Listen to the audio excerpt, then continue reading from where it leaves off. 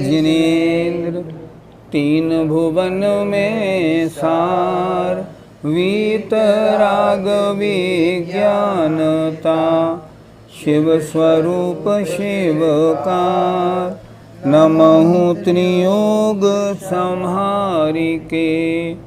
पंच परमेष्ठी भगवान की जय। संत शिरोमणि आचार्य विद्यासागर जी महाराज की जय। आज इस पाठशाला में छेड़ाला पढ़ाने का अंतिम दिन है। आज छेड़ाला संपूर्ण हो जाएगा, लेकिन छेड़ाला संपूर्ण हो जाए, लेकिन ये छेड़ाला छोटा समय सार है, जीवन भर याद रखने का है, इसको छोड़ना नहीं है, निरंतर इसका स्मरण रखना है। आइए इसका अंतिम चरण आज देखते हैं। ये है राग वाग दहे सदा ताते समामृत से। यह राग आग दहे सदा ताते समामृत से। चिर भजे विषय कषाय, अब तो त्याग निज पद बेये। चिर भजे विषय कषाय, अब तो त्याग निज पद बेये। कहाँ रच्यो पर पद में न तेरो, पद यह क्यों दुख सहे। कहाँ रच्यो पर पद में न तेरो, पद यह क्यों दुख सहे। अब दौल हो सुखी स्वपद रचि, दाव मत चूको यहे। अब दौल हो सुखी स्वपद रचि, दाव मत चूको यहे। छेड़ाला का अंतिम पद है। इसमें पंडित दौलत राम जी की हम इसको सलाह माने, उपदेश माने, शिक्षा माने, कर्तव्य माने, कुछ भी मान लें, बहुत सुंदर हैं ये लाइनें। देखिए, यह राग रूपी आग सदा इस जीव को जला रही है। दहे माने जलाना। यह राग रूपी अग्नि सदा इस जीव को जला रही है। ताते इसलिए समामृत समता रूपी अमृत को सेइये, पियो। न राग न द्वेष, इन झगड़ों में मत पड़ो, समता का पान करो। चिर भजे, चिर माने जीवन भर और अनंत काल से, अनंत काल से तुमने सेवन किया है पंचेंद्रियों के विषय और चार कषायों का। जरा हम और आप सब सोचें, आपने भी जीवन भर क्या किया? पंचेंद्रियों के विषयों में लगे रहे और चार कषायों में लगे रहे। पैसा कमाया और भोगा, और भी कुछ किया? कुछ नहीं किया। बड़े बिरले लोग हैं जिन्हें आत्मा की सुध है। 99% लोगों को तो आत्मा की सुध ही नहीं है। कितना सुंदर लिख रहे हैं, चिर भजे अनंत काल से, और इस पूरी उम्र में भी तुमने भजे सेवन किया है पंचेंद्रियों के विषय और चार कषायों का। अब तो त्याग, अब तो इनको छोड़ो। सारी उम्र हमने पंचेंद्रियों के विषय 4 कषायों में निकाल दी। अब कितना सा समय बचा है? अब जो समय बचा है उसमें हम पंचेंद्रियों के विषय और कषायों को अब तो छोड़ें, अब तो त्याग, अब तो इनको छोड़ करके क्या करें? निज पद बेइये, अपने आत्म पद को प्राप्त करो, अपने आत्म पद को प्राप्त करो। मतलब संसारी झगड़ों से हटो, आत्म कल्याण के कार्य में लगो। क्या कह रहे हैं? कहाँ रच्यो पर पद में। अभी तक हमने क्या किया? जीवन भर शादी की, बच्चों को पढ़ाया लिखाया, बच्चों की शादी की, घर व्यापार मकान बनाया, भात दिए और सारे कार्य किए। अभी तक हमने क्या किया? हम अन्य कार्यों में लगे रहे। हमने स्त्री बच्चे घर मकान व्यापार नाती पोतों का लिए सारा जीवन लगा दिया। ये क्या है? ये तेरे कार्य नहीं, ये तो अन्य के कार्य हैं। क्या ये तुम्हारे आत्म कल्याण के कार्य हैं? नहीं, बिल्कुल नहीं। तो क्या लिख रहे हैं ये? कहाँ रच्यो पर पद में, तू कहाँ लगा हुआ है? दूसरी वस्तुओं में। अपनी आत्मा को छोड़ के और अन्य जीवों के कार्य में लगा हुआ है।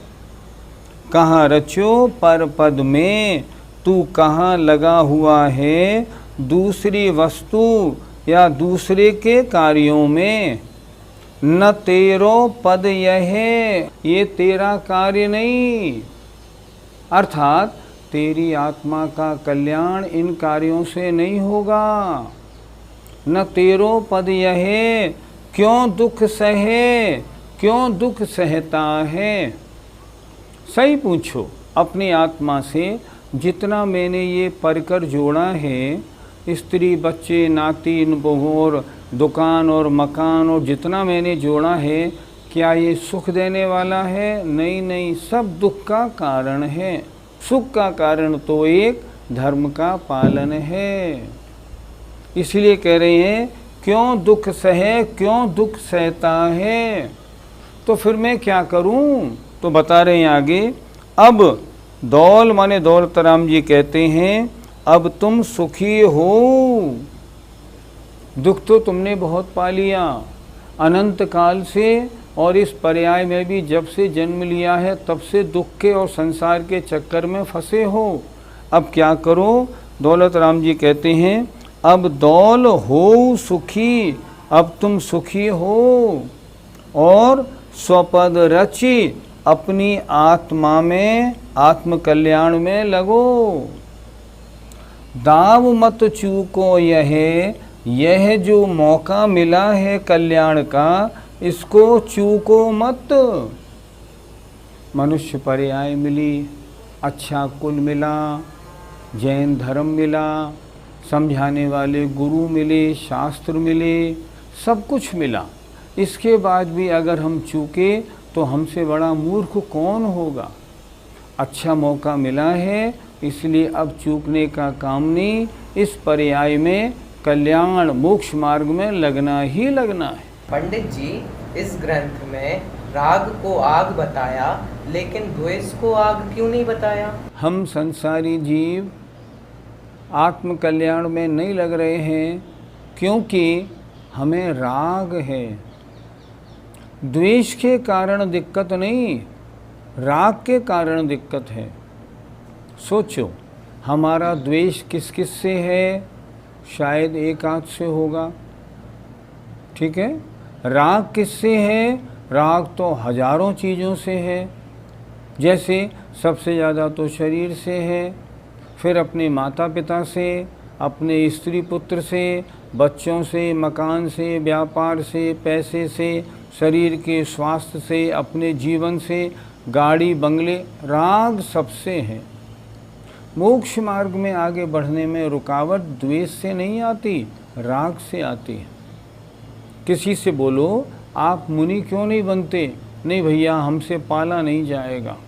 क्यों? उसे शरीर से राग है। उसने उपवास व्रत आदि लेके पहले से साधना नहीं बनाई। साधना क्यों नहीं बनाई? शरीर से राग है। घर क्यों नहीं छोड़ते? मेरे पीछे मेरे बच्चों का, मेरी पत्नी का क्या होगा, इसलिए तो घर नहीं छोड़ते। ये क्यों नहीं छोड़ते? राग है। मंदिर में पूजा क्यों नहीं करते? नहीं, टाइम नहीं मिलता। क्यों नहीं मिलता? हमें रुपए कमाने से लोभ कषाय हमारी बड़ी प्रबल है, इसलिए हमें रुपए कमाने से फुर्सत नहीं मिलती। इसलिए राग है। संसार का कारण राग है, द्वेष नहीं। हमारा किसी से द्वेष हो तो हम झट क्षमा याचना करके वो द्वेष खत्म कर लेंगे।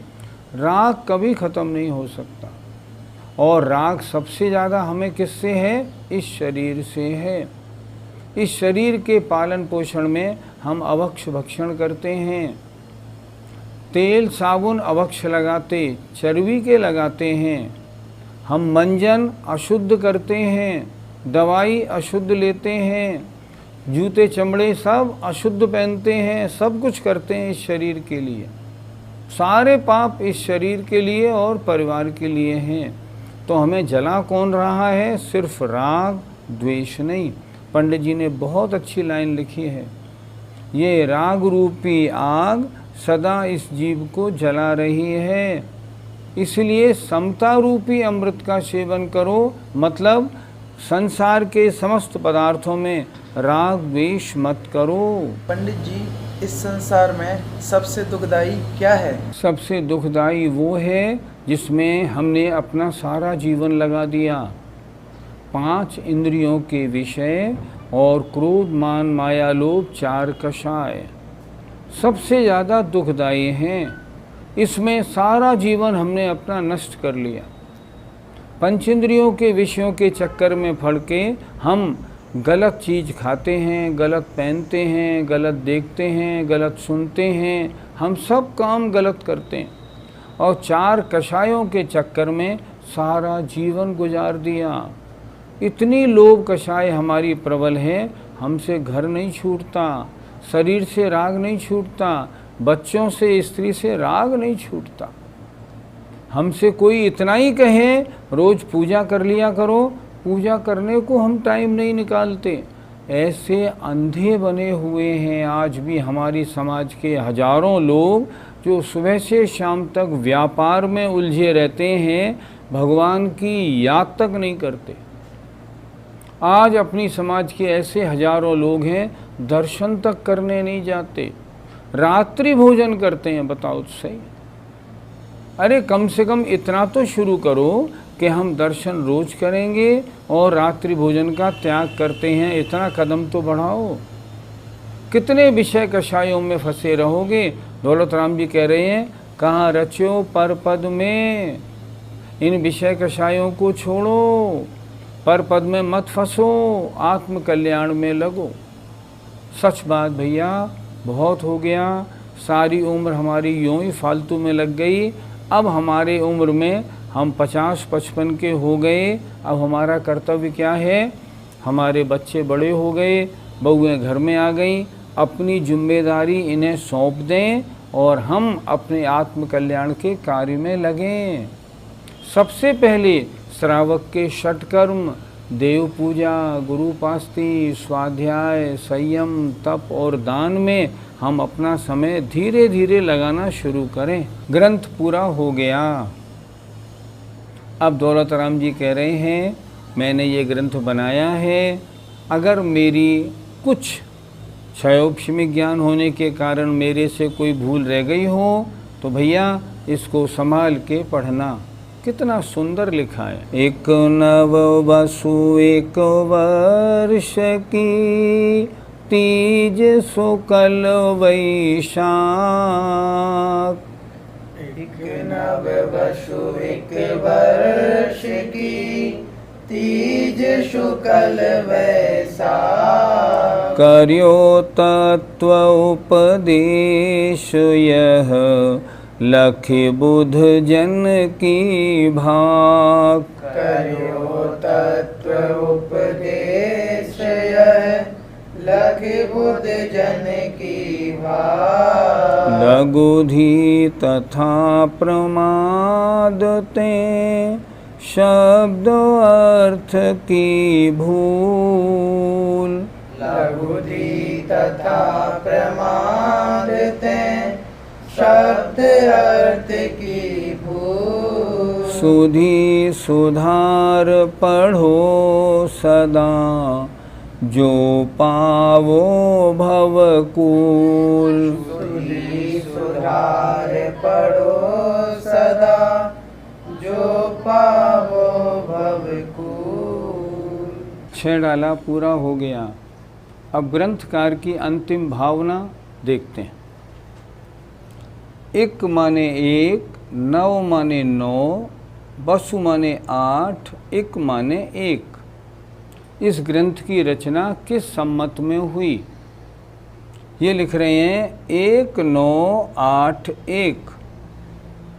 जब सम्मत लिखा जाता है ना और पद्य में लिखते हैं तो इसको उल्टा पढ़ा जाता है, अर्थात 1891 सम्मत में। कैसे पढ़ेंगे? 1891 सम्मत की। 6 ढाला की रचना सम्मत 1891 में हुई। तो 1891 सम्मत की बैसाख शुक्ला तीज को, अर्थात अक्षय तृतीया के दिन, कर्यो तत्व उपदेश यह, दौलत राम जी कहते हैं यह मैंने तत्व का उपदेश किया है। मैंने इस 6 डाला नामक छोटे ग्रंथ की रचना की है। किस आधार से की? लख्य बुद्धजन की भाक। बुद्धजन कवि का जो 6 ढाला है उसके कथन को देखकर मैंने ये रचा है। कितना देखो, कितना एकदम मान कषाय से रहित। वो ये नहीं कह रहे हैं मैंने अपनी बुद्धि से रचा, वो कह रहे हैं ये मैंने 6 ढाला जो बनाया है वो बुद्धजन कवि का जो 6 ढाला है उनके कथन को देख करके मैंने इसको बनाया है। कितना उनके चित्त में बुद्धजन के प्रति विनयशीलता है। देखो आगे कह रहे हैं लघुदी मैं अल्प बुद्धि हूँ। तो अल्प बुद्धि के कारण तथा प्रमाद माने आलस्य के कारण कहीं शब्द या अर्थ की भूल हुई हो, अर्थात इस 6 डाला बनाने में मैं कहीं चूक गया हूँ। तो सुधी हे ज्ञानी जीवो सुधार पढ़ो सदा, सदा सुधार करके पढ़ना। जो पावो भवकूल, जिससे तुम इस संसार के किनारे को प्राप्त कर लो। अच्छी भावना से 6 डाला बनाया पंडित दौलत राम जी ने, बड़ी विनय पूर्वक। और दूसरे जिसके आधार से मैंने ये 6 डाला बनाया उसके नाम को नहीं छुपाते हुए ये 6 डाला संपूर्ण किया कि मैंने ये 6 डाला पंडित बुद्धजन का जो 6 डाला है उनके कथन को देख करके मैंने इसकी रचना की है। सन सम्मत और मिति उन्होंने लिख दी और उन्होंने ये भी बड़े अच्छे भाव से लिख दिया मैं अल्प बुद्धि वाला हूँ। कहीं आलस्यवश शब्द अर्थ की भूल हुई हो तो जो ज्ञानी जीव हैं वे सुधार करके पढ़ें और इसको पढ़ के अपना कल्याण करें। आज 6 ढाला संपूर्ण हो गया। हमने 6 ढाले में क्या पढ़ा एक बार फिर देखें। पहली ढाल में चारों गतियों में हमने जो दुख पाए हैं और पा रहे हैं उनका वर्णन हुआ। दूसरी ढाल में संसार भ्रमण का कारण मिथ्या दर्शन ज्ञान चारित्र, 7 तत्व का विपरीत श्रद्धान, सच्चे देव शास्त्र गुरु की पहचान का अभाव और मिथ्या देव शास्त्र गुरु का स्वरूप मालूम नहीं होने के कारण हम उनमें ही लगे रहे, इसकी चर्चा हुई।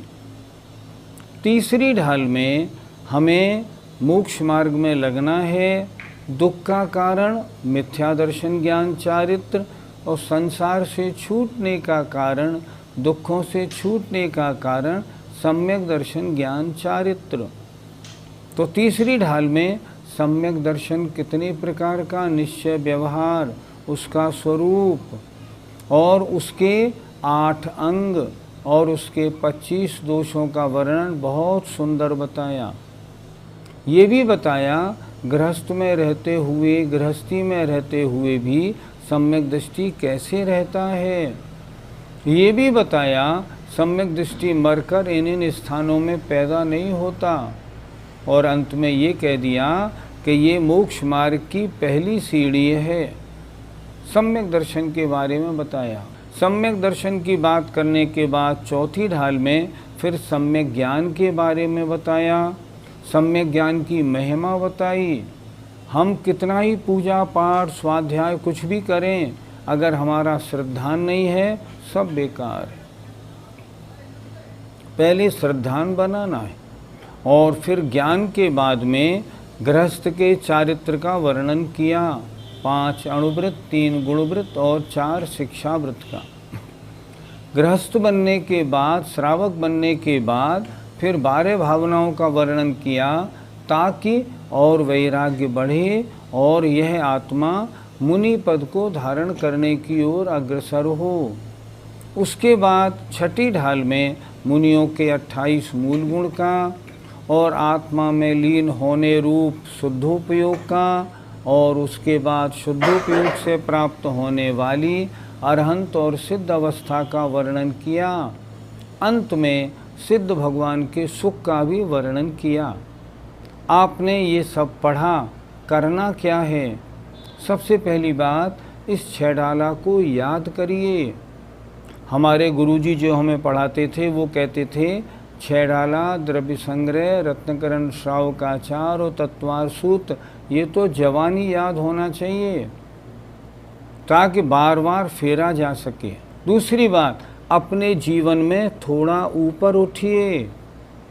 अगर दर्शन नहीं करते हैं तो भगवान के दर्शन शुरू करें। पूजा नहीं करते हैं तो पूजा करना शुरू करें। विषय, पंचेंद्रियों के विषय और कषायों से हटें। उम्र हो गई है 50, 55, 60 की, अपनी जिम्मेदारियां औरों को सौंपिए। बच्चों को सौंपें, घर बहुओं को सौंप दें और स्वयं अवशेष जीवन धार्मिक कार्यों में लगाएं। थोड़ा आगे तो बढ़ें। अगर इस तरह आगे बढ़ेंगे तब कुछ कार्य ठीक होगा, नहीं तो अनादिकाल का संसार भ्रमण नष्ट चलता जाएगा और ये जीवन भी यूं ही नष्ट हो जाएगा। हमारा सारा जीवन निकल गया, अब बचा कितना है? इसमें तो आत्मकल्याण में लगें। थोड़ा अभक्ष का भक्षण छोड़ें। जमीकंद, आलू प्याज खाते हो तो छोड़ें। द्विदल को छोड़ें। थोड़े भगवान की भक्ति पूजा स्वाध्याय में लगें।